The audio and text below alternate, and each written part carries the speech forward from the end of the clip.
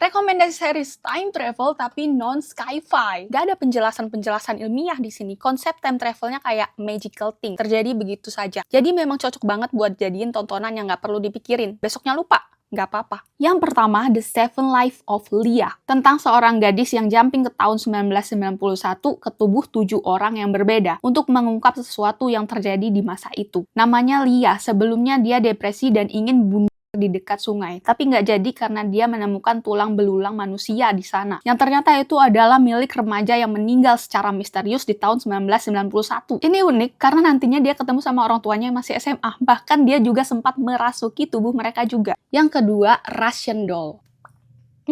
Tentang seorang wanita yang mengalami kematian dan terjebak di time loop. Jadi dia mati nih, terus hidup lagi, terus mati lagi, terus hidup lagi. Dia terus-terusan kembali ke malam pesta ulang tahunnya yang ke-36.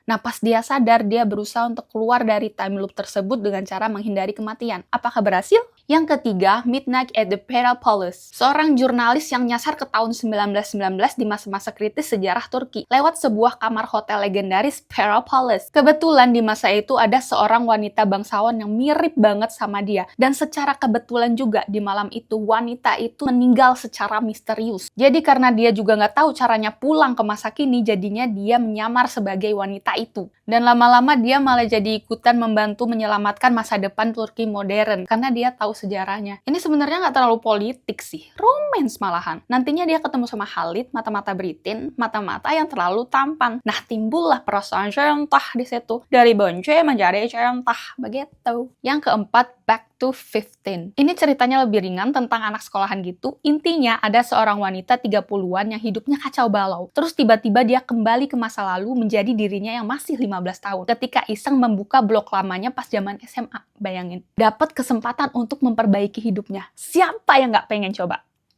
Yang kelima, Mr. Queen. Nah, kalau ini kayak drama. Lucu banget. Jadi ada seorang chef yang tiba-tiba time jumping ke zaman Joseon gara-gara kecebur kolam. Nah, lucunya dia kan cowok ya, tapi dia malah jadi Ratu Joseon. Kayak mana coba?